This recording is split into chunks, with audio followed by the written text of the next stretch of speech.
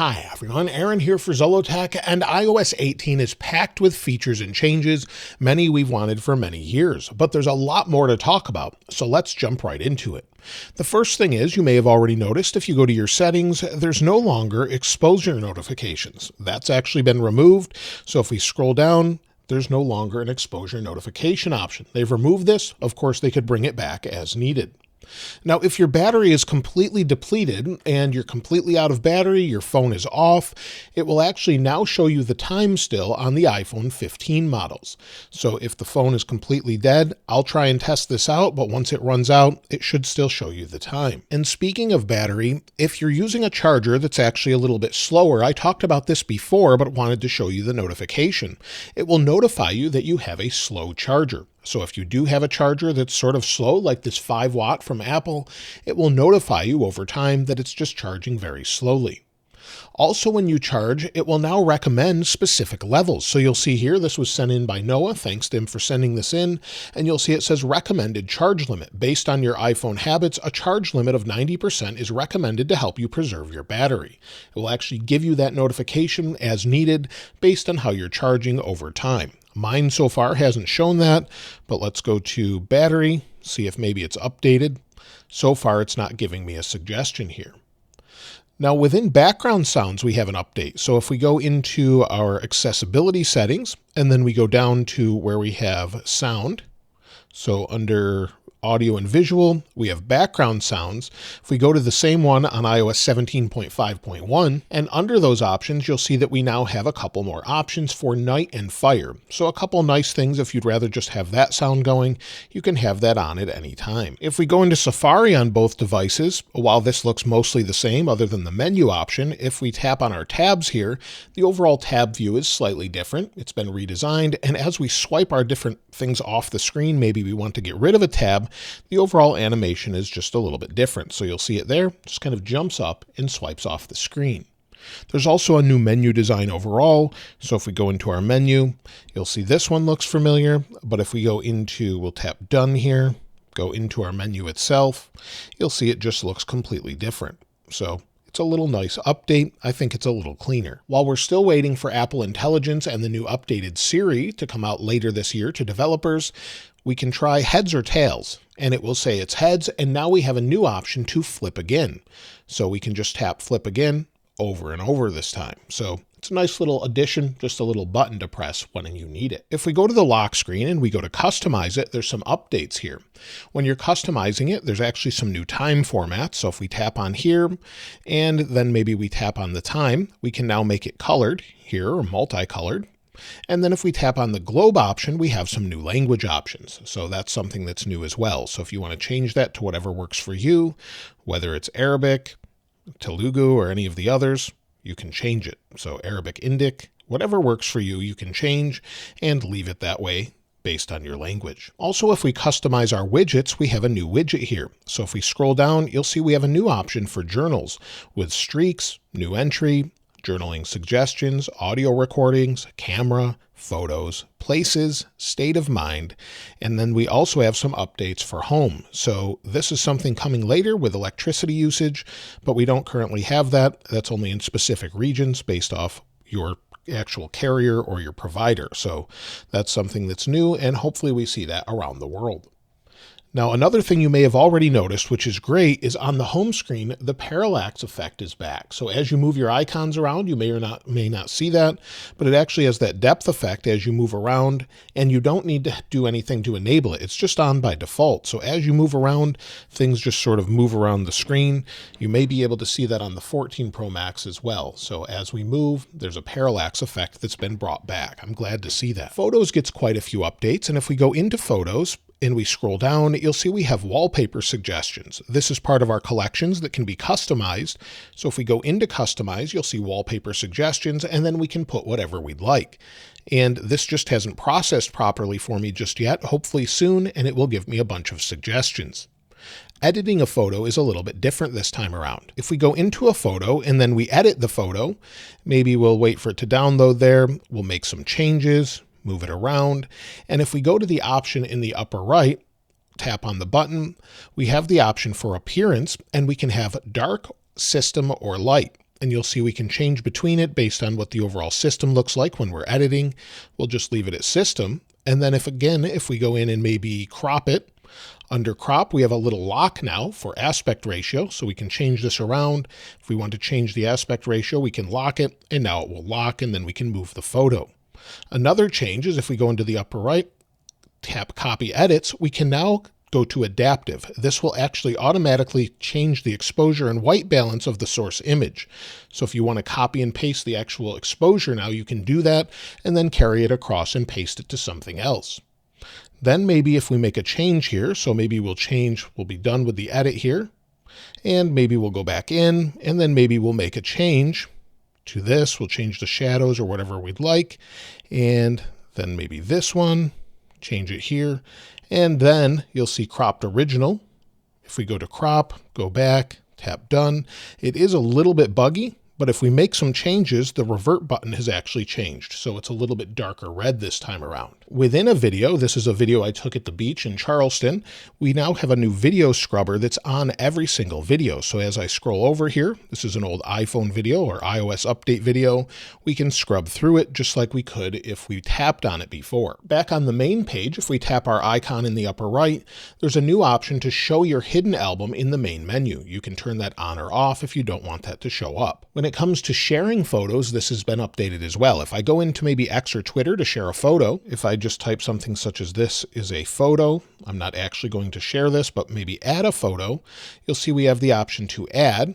Of course, we can add here, and then we have the option for collections, and it looks a little bit different.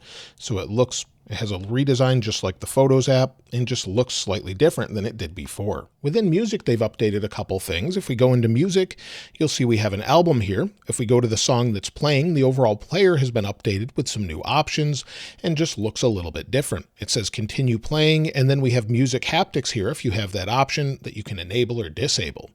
We have some options in the upper right where these look the same until you go to maybe another song. So we'll go ahead and play this. Tap play, we'll go back, and I can feel the music haptics. Maybe I want to play this album next. Press and hold, and you'll see it says play next or play after duality.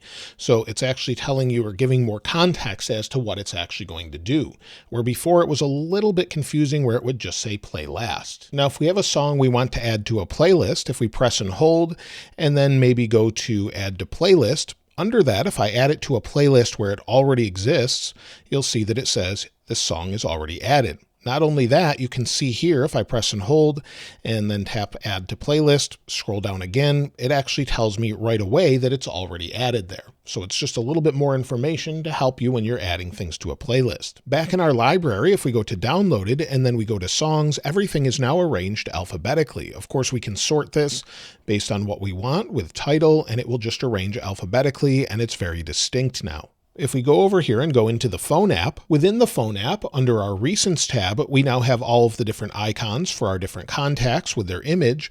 And then we also have a search bar at the top so we can search for recent messages or different calls. We also have T9 dialing. So if you put in 1-800, it will bring up information with T9 dialing. This is something we've wanted for a long time.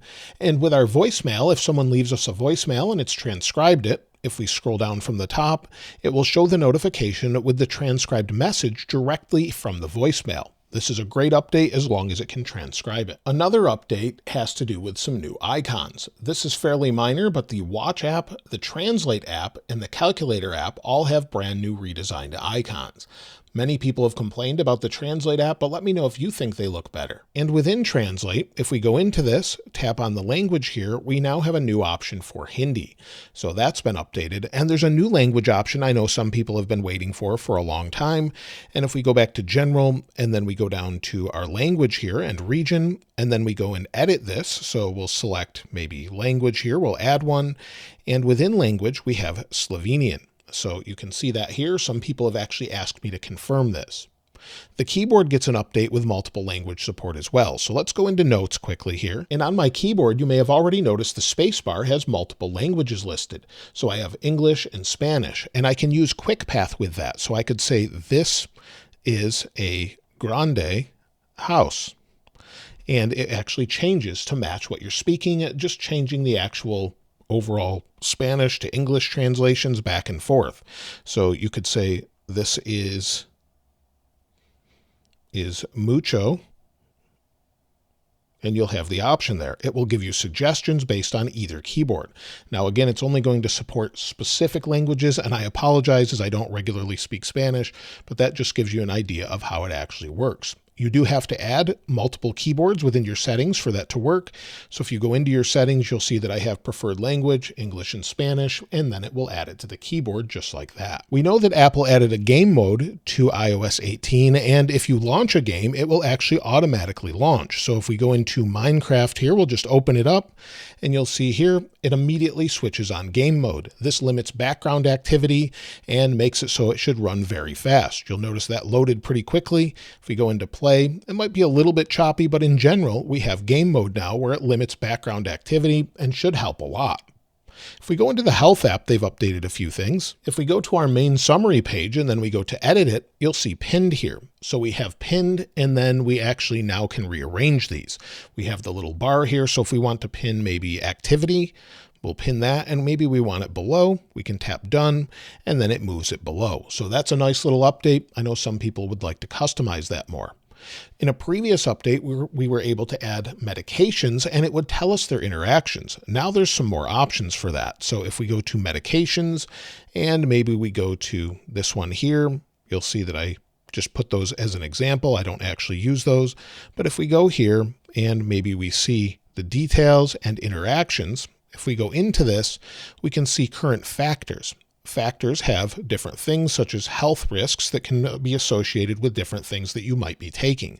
So you can enable these or disable these however you'd like. If we slide over to my second page here, you'll see we have the calendar, and within the calendar we have this button at the top. If we tap on it, it actually can change the styles. So we have multiple versions here.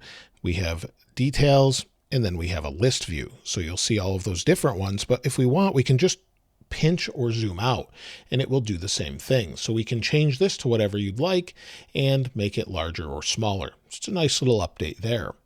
And like I said, reminders are actually within this just by itself. So if you want to add a reminder, you can do that. And if you add a reminder through Siri, you can now edit that. So remind me tomorrow to make a video about iOS 18. It pops up, and then we can tap on it here and edit it right at the top. So this is great. And we could change it to iOS 19 or whatever we'd like. Now with iOS 18, Apple included an all-new passwords app. But if you're using something such as 1Password or maybe LastPass, you now have the option to use up to 3 of those for autofill. So maybe you want to autofill information, whether that's within Safari or just different apps, you can now do that. So if we go down to Safari here, there we are, and we have some autofill information. So if you have a bunch of different options, you'll now be able to do that. I only have a couple, so it's not going to show me a bunch of information, but it says automatically fill out web forms using your content and credit card info here. And then of course we have other things that can autofill as needed. If we go into the Passwords app, it will unlock, and once it's unlocked, if we go under Wi-Fi, if you select the Wi-Fi network you want, you can now show a network QR code to actually share your Wi-Fi network with someone else easily if maybe they don't have an iPhone when you bring it nearby and it wants to share it. So that's a nice little update. I'm not sure why it's not found in settings under Wi-Fi, but it's only in the Passwords app so far. I mentioned how in other videos where when you press the volume button, it sort of indents on the side of the screen. This is also true for other things such as the power button and the action button. So let me switch to maybe a different wallpaper or screen actually so you can see this. I'll switch to light mode. We'll switch here. And then if I press the volume buttons, you can see it dent in. And then the action button, same thing. And then the power button, the same thing. So again, if you press any of these, it will actually just dent in the screen. This tells me that iPhone 16 probably will have haptic buttons. So when you press it, it lets you know that you're pressing it as well. It's just a guess, but that seems very likely as that's what they're probably doing with that. Now, if you have an AirTag nearby that doesn't belong to you or a Wi-Fi or Bluetooth device that doesn't belong to you and it's tracking you, your iPhone will let you know. There's a new screen for this. Aaron P613 shared it on X or Twitter, and you'll see it here where it says it's a new pop-up that says more than 50 devices found. This is in New York City area, I believe. And it says allow New York Mobile ID to find Bluetooth devices. So it just looks a little bit different. I haven't seen this yet, thankfully, but if you have devices nearby you this should pop up and show you. Now, if we go into settings and then we tap on our ID at the top, you'll see here it says Apple account. This is now considered your Apple account. It's no longer your iCloud account or Apple ID. If we go into it, you'll also see here where it says sign in with Apple. And then of course you have your iCloud account, and this screen has been redesigned. I showed this before, but hopefully they changed this, as this isn't that great. Now, if we go into the action button, just press a button here and we have the flashlight. Not only can we adjust it or turn it on, this is something I didn't mention in another video, we can adjust the beam width. So if I turn the lights off here, you'll see the beam width itself changes based on where I scroll it to.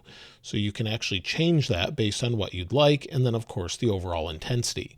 So I think that's a great feature, something we never knew we could do with the flashlight on the back. Now, if we go into our iPad, on iPadOS 18, one thing I wanted to mention, Apple actually mentioned in their keynote, is that they have new animations. Whether you're going into the task switcher or multitasking or just swiping back and forth, certain things are changed throughout. Go into different apps, you'll notice there's just some new animations here and there, and I'm sure they'll continue to refine this. So some of them are very similar to what we have on iOS. Other things are a little bit different, but as you go in and out of different apps, you'll typically notice this here and there. There are different smoother transitions to different things all throughout, but I imagine it will change as they refine it. With Apple Watch, there's a couple changes here I wanted to mention. If we go into the Watch app and then we go down to sound and haptics, we now have ringtones and text tones. So we can change some different sounds throughout the Apple Watch. So we'll change it to focus here. That's my watch. Jingle, Nighthawk, transmit, twirl, wind up, and wonder. So it's nice to have those different options here that are finally in the Apple Watch. Also, to go along with the Apple Watch, if we go into our Maps app, and if you have offline maps, you can now sync them with an Apple Watch. You'll see there's a new option here. It says new maps you download to your iPhone will also be downloaded to Aaron's Apple Watch. So it's nice to have that option. So if you're using your watch, maybe walking around, you'll just have that map on device and it won't need to use data to grab that information. So lots of new changes and updates. There's even more to talk about, I'm sure, as we use this over time. As I continue to find more features, I'll be sure to let you know. Let me know what your favorite feature in iOS 18 is in the comments below. And of course, I'll link this wallpaper in the description like I normally do. If you haven't subscribed already, though, please subscribe. And if you enjoyed the video, please give it a like. As always, thanks for watching. This is Aaron. I'll see you next time.